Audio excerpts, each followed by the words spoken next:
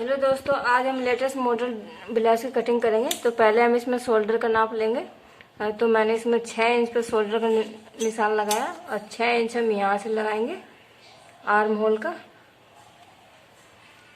इस तरह से खींचने के बाद इसे हम राउंड शेप देते हुए गोल करेंगे।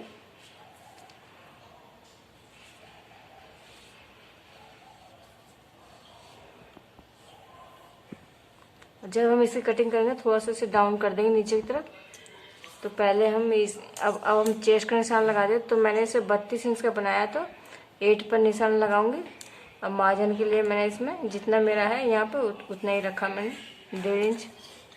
और 1.5 इंच तो पहले हम इसमें कमर का लगाते हैं। तो 30 है तो 7.5 लेंगे,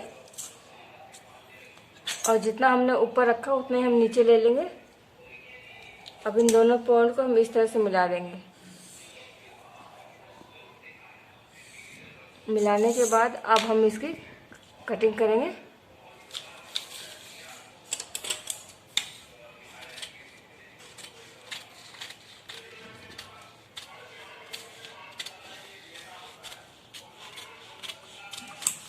तो इस तरह से कटिंग करने के बाद हम साइड से कटिंग करेंगे।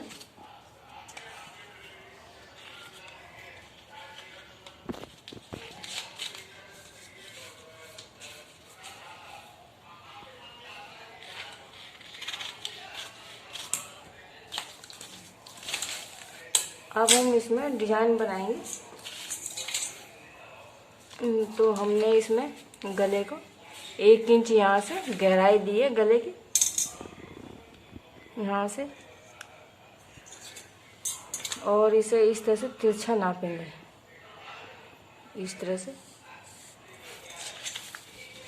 और यहाँ से ऐसे लेंगे, क्योंकि हम इसे पतली पट्टी से बना रहे हैं। और दूसरा हमें इसे तो मैंने इसे 2.5 इंच पर लगाया निशान। तो 2.5 इंच पर निशान लगाने के बाद हमने इसे इस तरह से लाइन खींचनी है।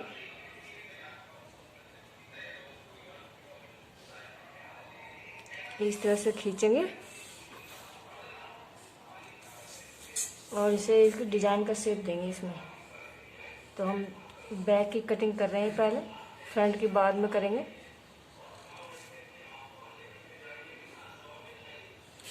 इस तरह से। तो पहले हम इस पर कटिंग कर रहे हैं।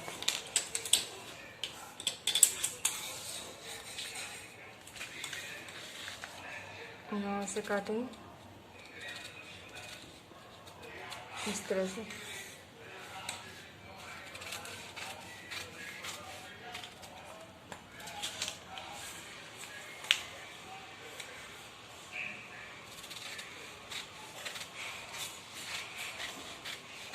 ये ब्लाउज बनने के बाद बहुत ही सुंदर बनता है और लगता भी अच्छा भी है।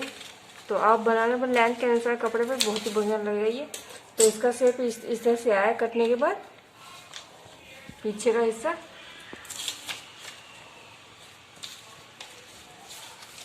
और यहाँ पे हम टक्स लगाएंगे। तो यहाँ से हम इस तरह से, टक्स लगाना बहुत ही आसान है।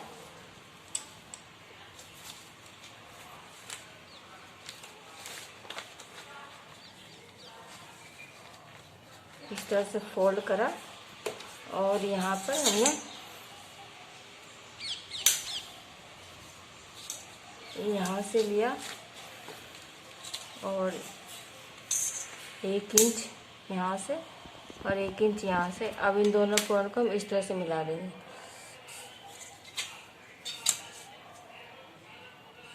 तो ये निशान हमारे दोनों तरफ आ जाएंगे। यहाँ हमें इस तरह से कट लगा देंगे, इसलिए कि हमारे दोनों तरफ पता चल जाएगा कि दोनों तरफ।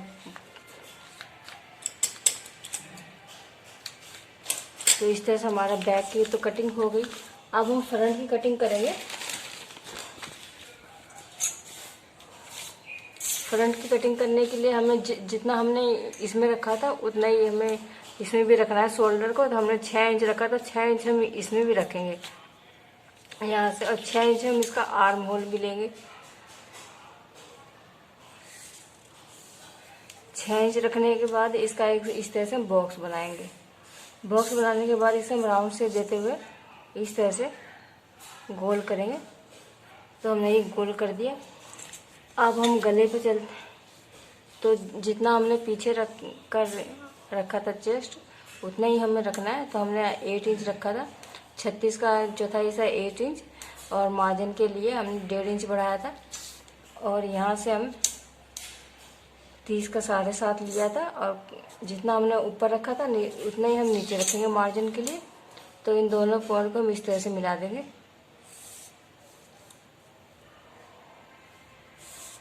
इस तरह से मिलाने के बाद अब हम इसमें डार्ट का निशान लगाएंगे। तो हमने यहाँ पे 4 इंच रखा, और यहाँ से हम इसमें 10 पर लगा रहे हैं डार्ट का निशान। और यहाँ से हम 3.5 लेंगे नीचे से, और अंदर की तरफ जो हम लेते हैं वो 2.5 इंच लेंगे, और इसे शेप देंगे इस तरह से। पहले तो मैं इसमें डॉट डॉट करके इस तरह से शेप दूंगी, फिर इसके बाद में इसे डार्क कर दूंगी।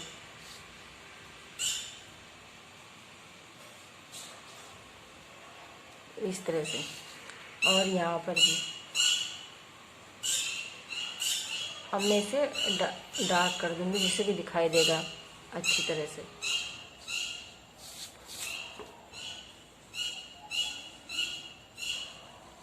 इस तरह से, तो इसका शेप इस तरह से आया बनने के बाद। तो अब हम गले पे चलते हैं। तो गले की चौड़ाई मैंने इसमें 2.5 इंच रखी है, और 2.5 इंच हम गले पर नीचे रखेंगे। अब इसका गोल शेप देंगे बॉक्स बनाकर, इस तरह से बॉक्स बनाएंगे। बॉक्स बनाने के बाद हम इसे इस तरह से गोल शेप देंगे। तो पहले हम इसकी कटिंग करेंगे, फिर हम इसके बाद जो हमें डिज़ाइन दिया है वो देंगे इसमें।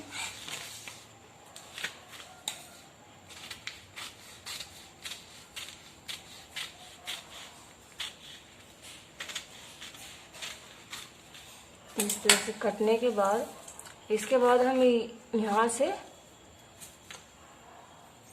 लेंगे आर्म होल को। आर्म होल की तरफ से इस तरह से लाइन खींचेंगे सीधी।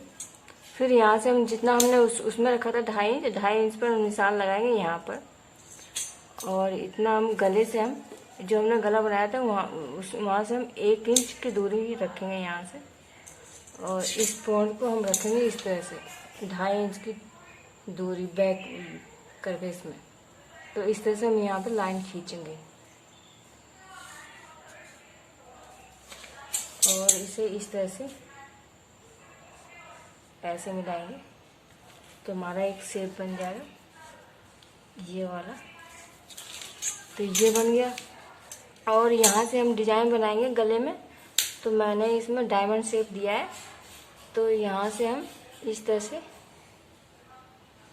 क्रॉस में एक लाइन खींचेंगे, जो हमारा डायमंड शेप आया कटने के बाद। और यहाँ से हम और 1 इंच उठाएंगे अपनी इस बेल्ट को, इसे, और आधा इंच हम यहाँ से उठाएंगे।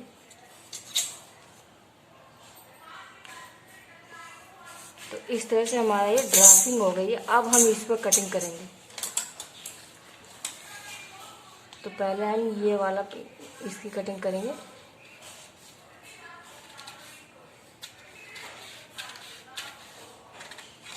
यहाँ से कटने के बाद हम यहाँ से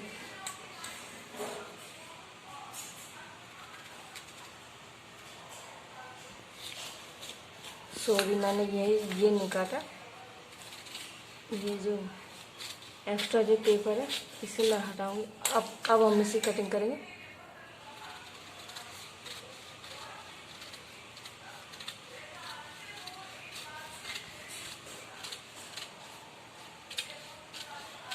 तो ये हमारा अलग निकल गया। ये तो हमारा 1 पीस हो गया। इसमें फ्रंट में कई पीस हो जाएंगे।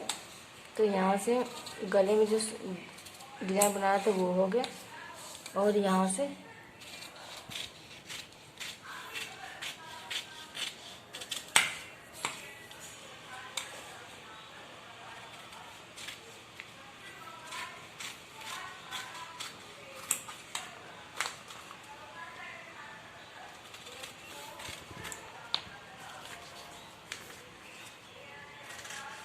तो इस तरह से हमारा मॉडल लेटेस्ट ब्लाउज की कटिंग हो गई। तो बैक वाले में हमारे ये तो हमारा 1 हो गया, ये हमारा 2 हो गया, ये हमारा 3 हो गए।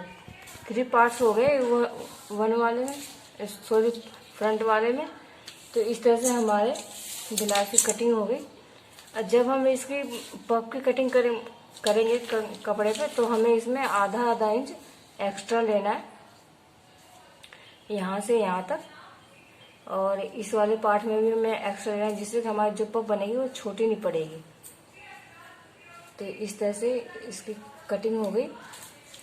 और ये हमारा इस तरह से आएगा, ये हमारा इस तरह से ज्वाइंट होगा। यहाँ पे अलग से यहाँ से ज्वाइंट होगा। ये सब सिलने के बाद फिर हम इस वाले पार्ट को यहाँ से ज्वाइन करेंगे। तो हमारा बैक हो गया। फ्रंट वाला हिस्सा इस तरह से दिखेगा। तो इस तरह से इसका डायमंड शेप आ गया आगे की तरफ, इस तरह से दिखेगा फ्रंट वाला हिस्सा। और हमारा जो बैक जो हिस्सा रहेगा वो इस तरह से दिखेगा, जो हमारे बैक की तरफ जुड़ेगा। और इसमें हम कॉलर ज्वाइन करेंगे, जो मैं 1.5 इंच चौड़ी कॉलर इसमें बनाऊंगी। तो आप चाहते हैं इसमें बड़ी कॉलर भी लगा सकते हो, पर मैं इसमें 1.5 इंच चौड़ी कॉलर की कटिंग करूंगी। इसमें यहाँ से मैंने 1.5 इंच लिया और यहाँ से 1.5 इंच। अब इन दोनों कॉलर को हम इस तरह से मिला देंगे और इसे हम काट देंगे। काटने के बाद हम इसकी गोलाई कर देंगे, इस तरह से राउंड शेप देते हुए इस तरह से हम गोलाई करेंगे। तो हमारी कॉलर की कटिंग हो गई इस तरह से। तो ये ब्लाउज बनने के बाद बहुत ही सुंदर लगता है, ये पार्टी वगैरह में पहन के जाओ तो बहुत ही सुंदर लगता है ये। तो ये वाला कॉलर हमारा इस तरह से ज्वाइंट हो जाएगा। इस तरह से बैक को ज्वाइंट करने के बाद इस तरह से हम ज्वाइंट कर देंगे, इस तरह से आ जाएगा। तो इस तरह से इसका शेप बन गया आगे का। और पीछे का शेप ये है। तो आप बनाना दोस्तों, ये बहुत ही सुंदर ब्लाउज है।